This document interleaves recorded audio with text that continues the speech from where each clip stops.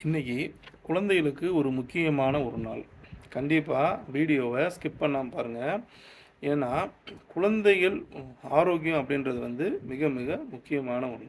சரிங்களா? எ நம்ம உடலுக்கு ஆரோக்கியத்தை குடுக்கக்கூடிய, ஆற்றலை குடுக்கக்கூடிய உணவு தான் மெயின். இந்த உணவ வந்து பார்த்தோம்னா, கார்போஹைட்ரேட், கொழுப்பு, புரதம் அப்படின்னு 3 வகையில பிரிக்கலாம். இந்த 3 வகையா இருக்கக்கூடிய உணவுப் பொருள் தான் நமக்கு வந்து குளுக்கோஸா மாறி நமக்கு எனர்ஜிய குடுக்குது. இன்னைக்கு அ நேஷனல் தேசிய புரதம் தினம் அப்படின்றது கொண்டாடப்படுது. ஏன்னா, குழந்தைகளுக்கும் சரி, பெரியவங்களுக்கும் சரி, புரதத்தோட முக்கியத்துவம் ரொம்ப ரொம்ப முக்கியம். நம்ம புரதம் அதிகமா எடுக்கும்போது தான் நம்ம மசிலோட பில்ட் நல்லா இருக்கும். ஹேர் குரோத் நல்லாயிருக்கும்.